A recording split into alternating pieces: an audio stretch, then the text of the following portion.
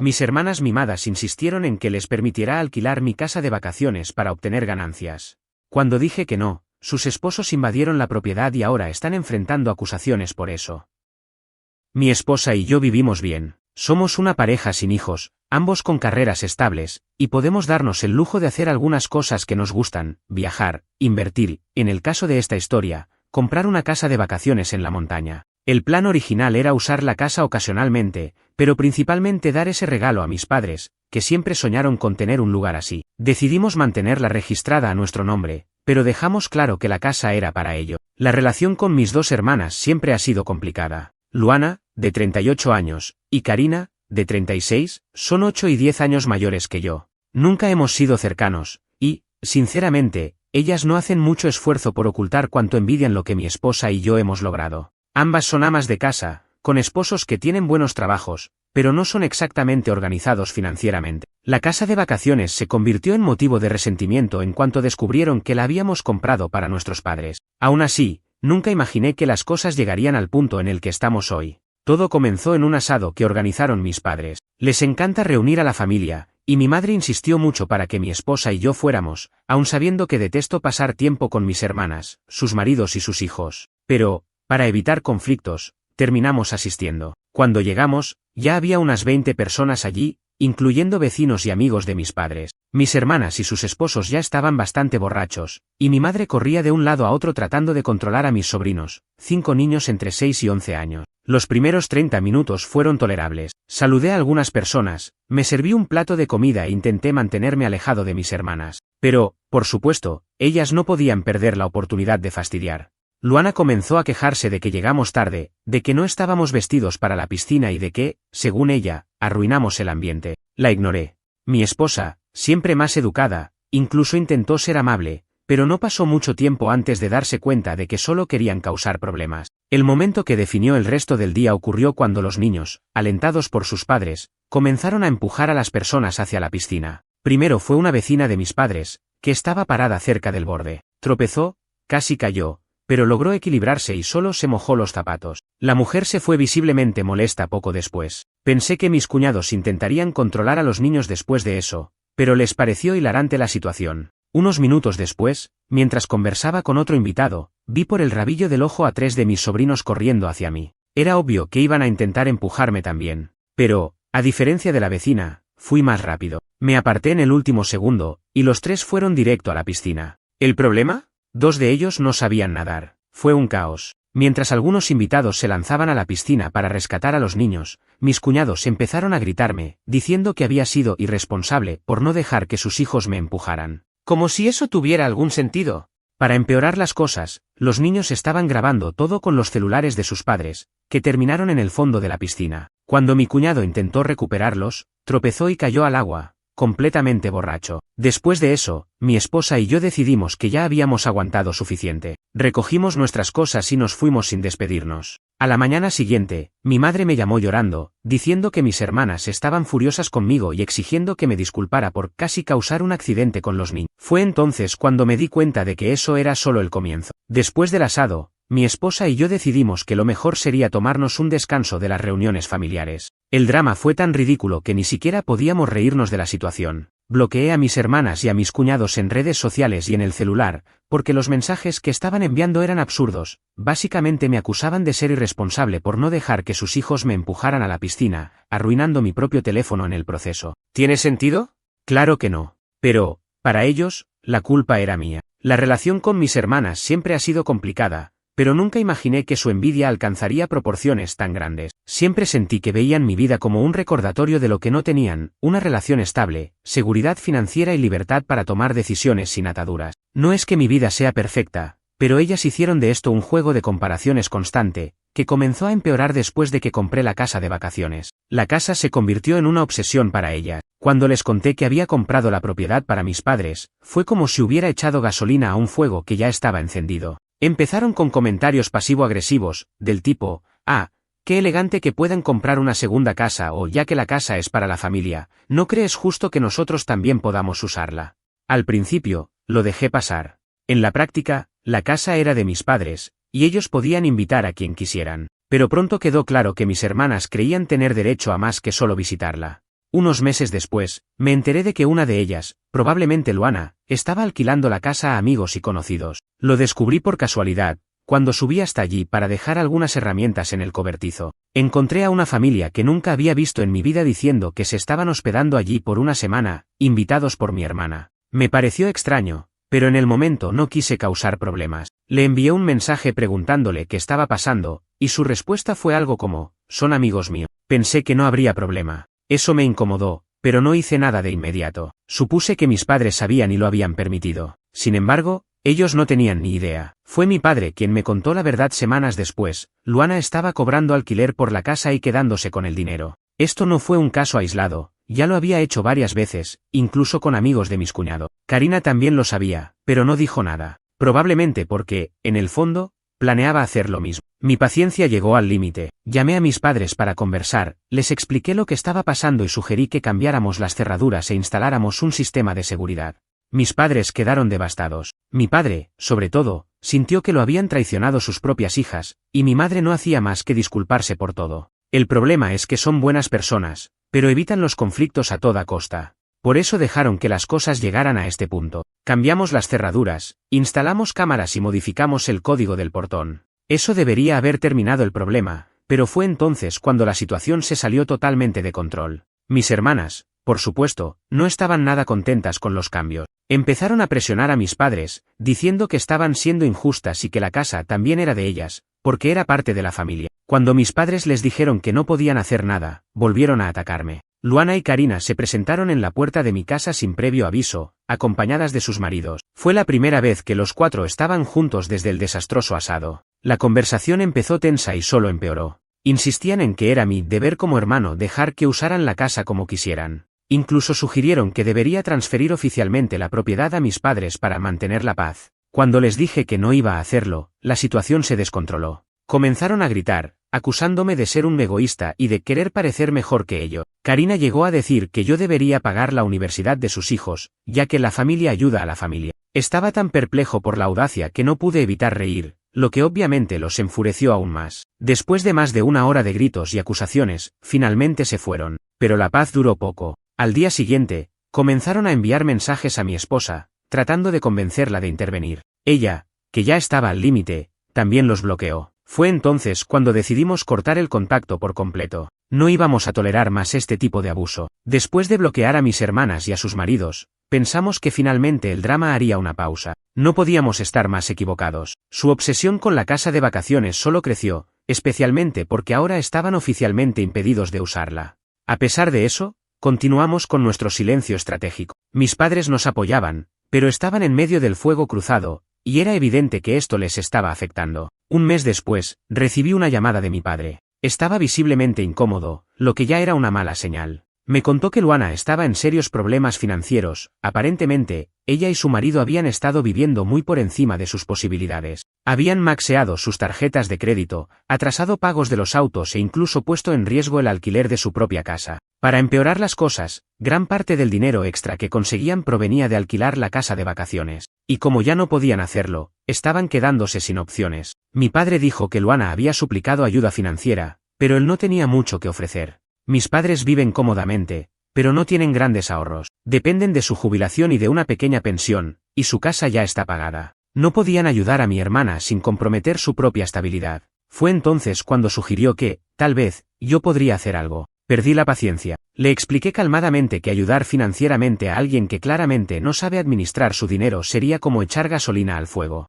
Además, ya estaba cansado de que me trataran como un banco. Mi padre no discutió, pero la tensión entre nosotros quedó evidente. Al día siguiente, Karina apareció en mi trabajo. Sin aviso, sin ceremonia, entró a la recepción y pidió hablar conmigo. Estaba en medio de un día caótico, pero pensé que sería mejor resolverlo rápido antes de que hiciera una escena. En cuanto entramos a la sala de reuniones, comenzó a llorar, pero no era un llanto de arrepentimiento, era pura manipulación. Dijo que la situación de Luana era mi culpa porque había cerrado las puertas a la familia. Intenté mantener la calma, pero perdí la compostura cuando empezó a exigir que ayudara a Luana a pagar sus deudas y que abriera la casa de vacaciones para que pudieran usarla de nuevo. Según Karina, yo tenía el deber moral de ayudarlas, ya que mi esposa y yo estábamos bien financieramente. Cuando me negué, pasó al ataque. Me llamó ingrato, dijo que me creía superior y terminó con, solo tienes lo que tienes porque tu esposa es rica. La gota que colmó el vaso fue escuchar eso otra vez. Siempre que intentan atacarme, mis hermanas sacan la carta de la esposa rica, como si todo mi esfuerzo y planificación no valieran nada.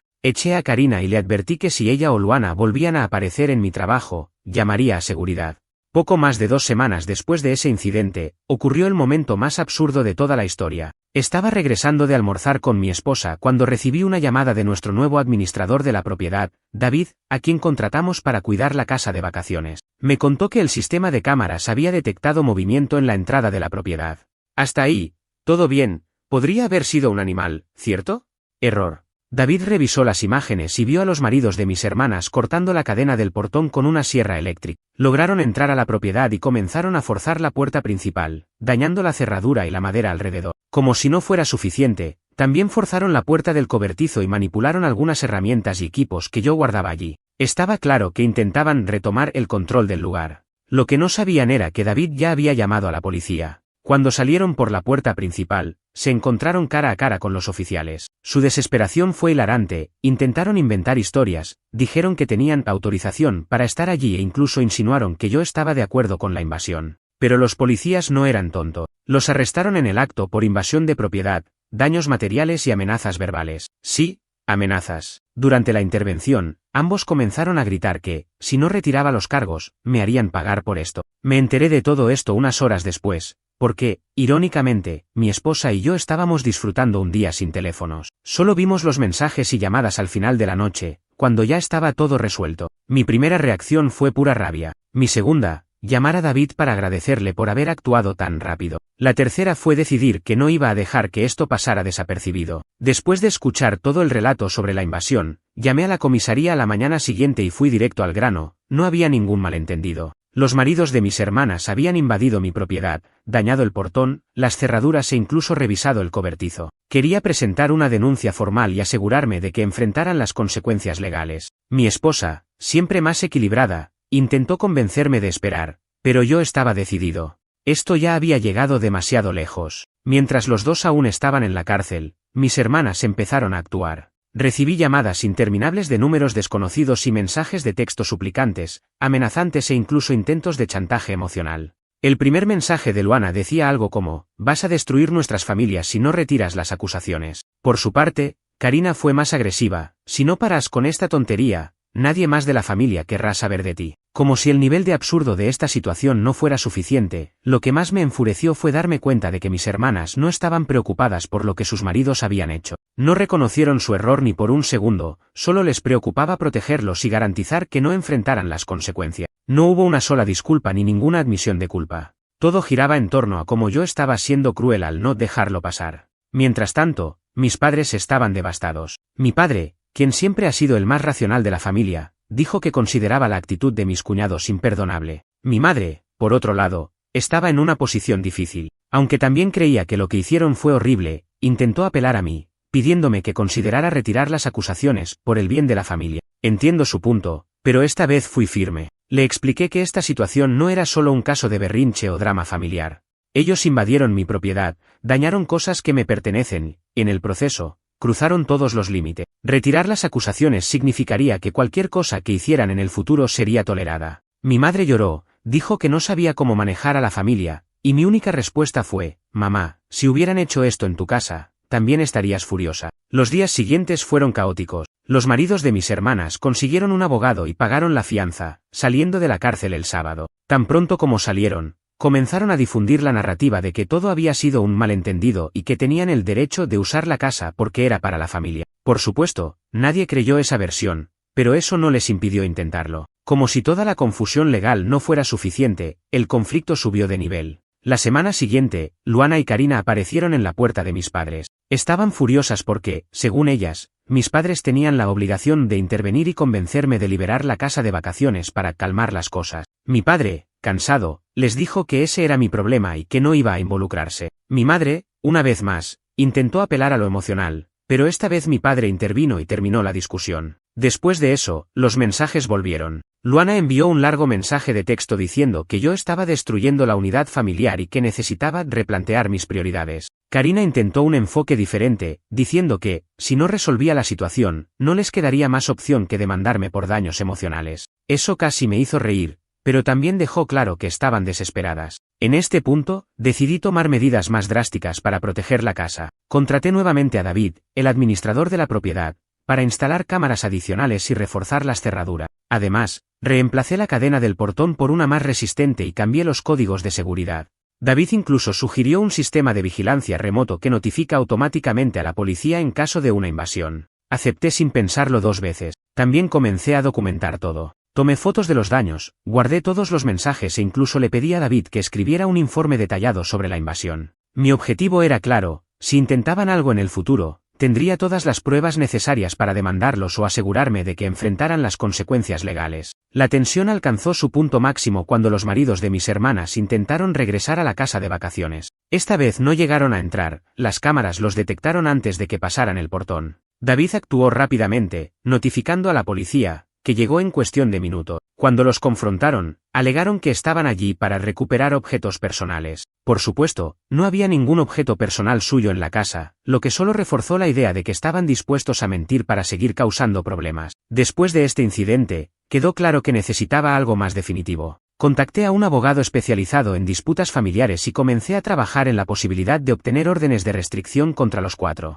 No era algo que quisiera hacer, pero la seguridad de mi propiedad, y mi paz mental, era la prioridad.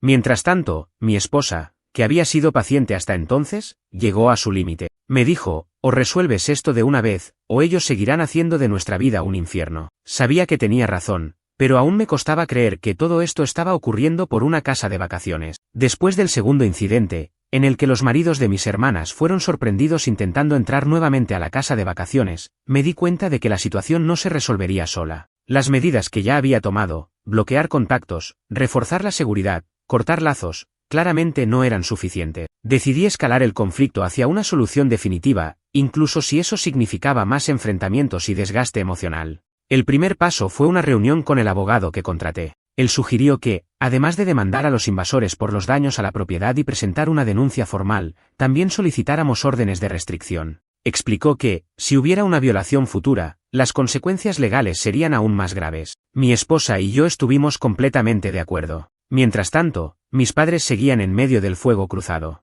Mi madre, siempre intentando reconciliar a la familia, insistía en que debíamos resolver las cosas sin involucrar a la justicia. Por otro lado, mi padre estaba cada vez más cansado e irritado con mis hermanas y sus maridos. Dijo algo que se quedó grabado en mi mente: no entienden que estás tratando de proteger algo que hiciste por nosotros. Si fuera conmigo, yo habría hecho algo peor. Mis hermanas, por supuesto, continuaron creando nuevas formas de manipulación. Luana envió mensajes, esta vez usando números diferentes, diciendo que todo había sido un gran malentendido y que sus maridos solo estaban intentando arreglar las cosas cuando fueron a la casa. Obviamente era una mentira, ya que lo que hicieron fue llevar herramientas para cortar el candado y forzar las puertas. Karina, por otro lado, optó por un enfoque más agresivo, me amenazó con consecuencias legales si no retiraba las acusaciones. Lo que no sabía era que yo ya iba un paso adelante en ese aspecto. Entonces, sucedió algo que nunca esperé. Recibí un sobre enviado por correo, firmado por mis cuñados. Dentro, había una carta escrita a mano pidiendo disculpas y un cheque administrativo por $5,000.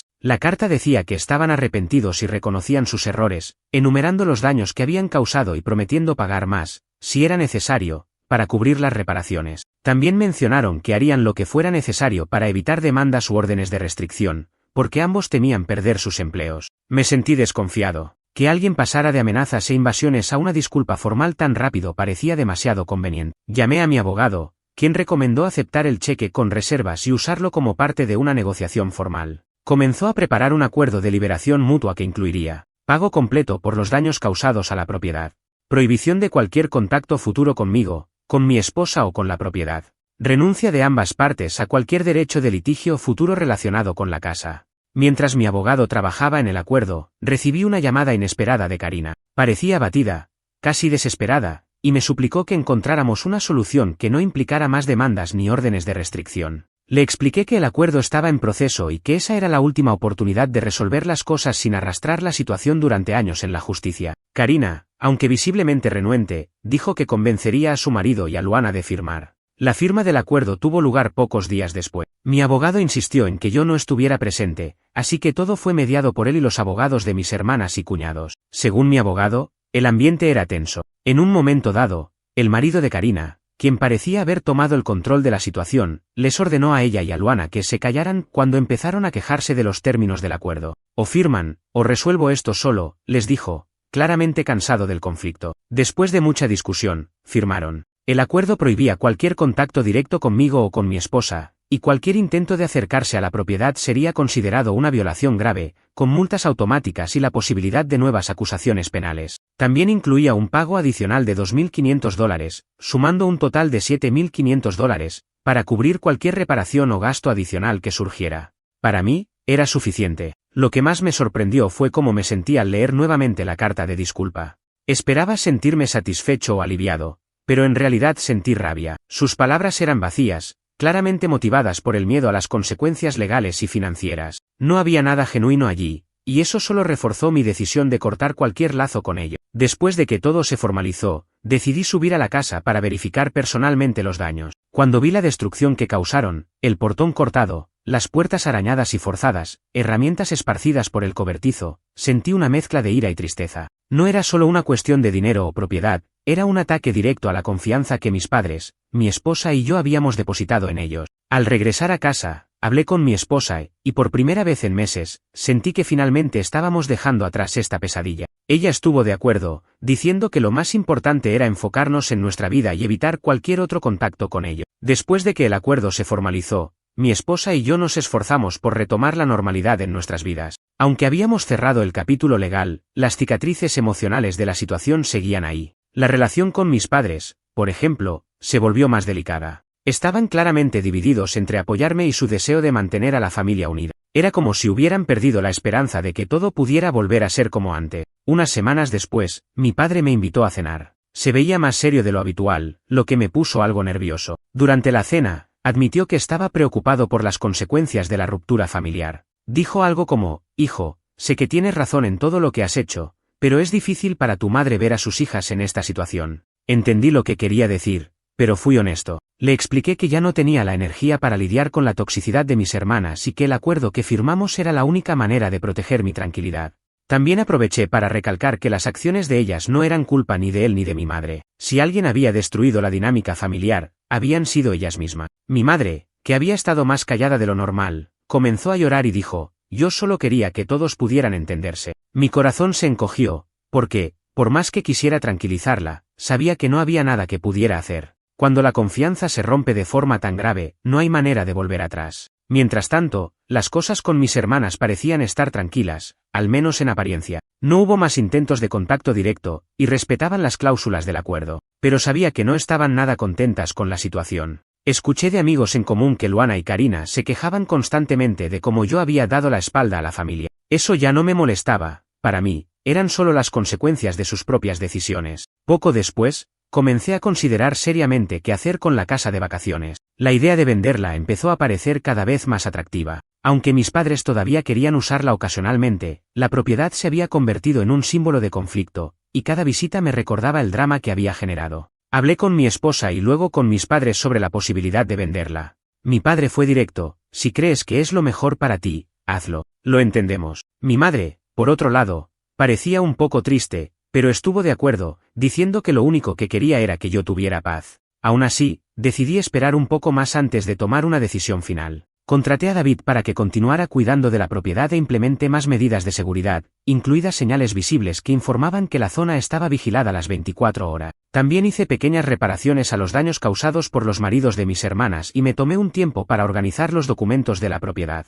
Incluso si decidía venderla, quería asegurarme de que todo estuviera en orden. Mientras intentaba seguir adelante, mi madre comenzó a insistir más en que pensara en la familia. Sabía que mis hermanas estaban pasando por dificultades económicas, especialmente Luana, que según rumores enfrentaba un posible desalojo. Mi padre, siempre más práctico, evitaba el tema, pero mi madre no podía dejarlo de lado. Un día, durante una visita a la casa de mis padres, ella dijo algo que me tomó por sorpresa, ¿y si intentamos una cena con todos? Solo para conversar. Casi me río de la idea, pero me di cuenta de que hablaba en serio. Le expliqué, una vez más, que no veía sentido en intentar reconciliarme con personas que no habían mostrado arrepentimiento real. Además, mis hermanas ya habían demostrado que no estaban dispuestas a cambiar.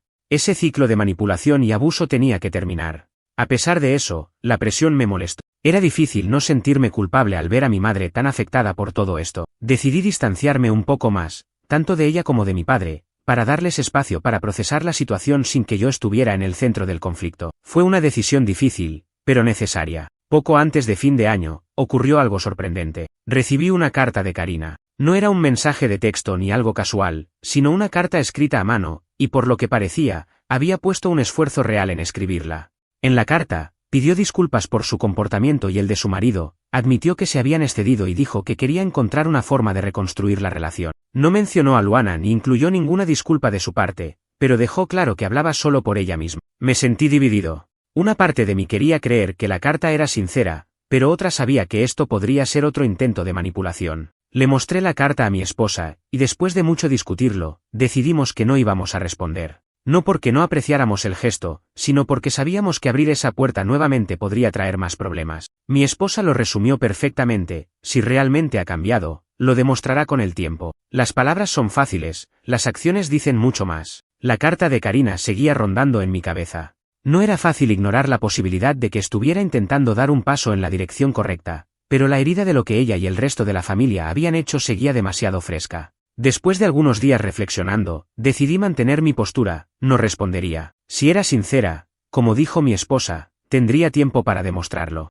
Mientras tanto, recibí noticias de que mi madre había intentado organizar otra reunión familiar. Mi padre, al parecer, ya había desistido de la idea y prefería evitar el tema, pero mi madre seguía insistiendo. Luana, como era de esperarse, estaba a favor, pero solo porque quería poner las cosas claras, lo que significaba, en la práctica, buscar la manera de culparme por todo. Karina, por otro lado, no estaba del todo convencida. Según me contó un primo en común, le dijo a mi madre que no tenía sentido intentar presionarme porque eso solo empeoraría las cosas. Fue un pequeño alivio saber que, al menos, ella parecía entender lo perjudicial que era esa insistencia. Aún así, sabía que mi madre no se rendiría tan fácilmente. Entonces, para evitar más discusiones o intentos de manipulación, decidí tomarme un tiempo lejos de las reuniones con mis padres. Les expliqué educadamente que necesitaba espacio y que no estaba dispuesto a revivir el drama familiar por ahora. Mi padre lo aceptó sin problemas, pero mi madre pareció dolida. Fue un momento difícil, pero necesario para proteger mi paz mental. El silencio de mis hermanas y sus esposos duró poco. A principios del año siguiente, Luana intentó otro contacto indirecto, esta vez a través de un viejo amigo de la familia. Usó la misma narrativa de siempre: la familia debe ayudar a la familia. Alegó que estaba en una situación financiera desesperada y que necesitaba que reconsiderara dejar la casa de vacaciones disponible, para que pudiera usarla o alquilarla de nuevo. Fue surrealista escuchar esto, especialmente después de todo lo que había sucedido. Además, sabía que cualquier apertura de diálogo solo serviría para reavivar el drama. Envié un mensaje claro y breve al amigo: te respeto, pero no estoy dispuesto a discutir este tema. Te pido que no vuelvas a mencionarlo. Él lo aceptó, pero la incomodidad de saber que Luana seguía intentando manipularme quedó en mí. Poco tiempo después, recibí una actualización inesperada de David, el administrador de la propiedad.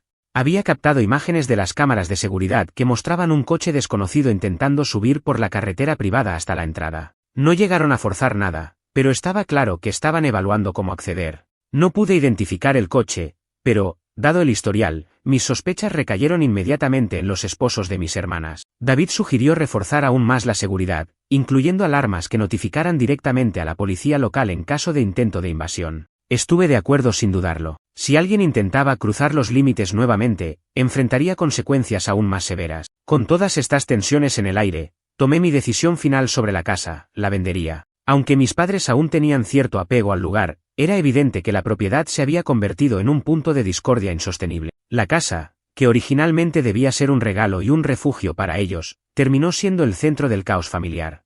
Expliqué mi decisión a mis padres y, para mi sorpresa, no protestaron. Mi padre, de hecho, parecía aliviado. Dijo: esta casa debería ser una bendición, no una carga. Si venderla te dará paz, entonces hazlo. Mi madre estaba un poco más emocional, pero, al final, también estuvo de acuerdo. El proceso de venta fue rápido. La casa estaba en una ubicación privilegiada, con vistas increíbles y un terreno amplio, por lo que atrajo compradores de inmediato. Logré venderla por casi el doble de lo que pagué, lo que, al menos, fue una victoria financiera para compensar todo el estrés emocional. Vender la casa fue un alivio. Por primera vez en meses, sentí que podía respirar sin el peso constante de las acciones de mis hermanas y sus esposos. El dinero de la venta fue directamente a un fondo de inversiones, y mi esposa y yo decidimos que, si queríamos un refugio en el futuro, sería algo más pequeño y exclusivamente para nosotros. En cuanto a mi relación con mis hermanas, sigue siendo inexistente, y prefiero que sea así. No tengo planes de restablecer contacto. Mi enfoque ahora es mi paz mental y la vida que he construido con mi esposa.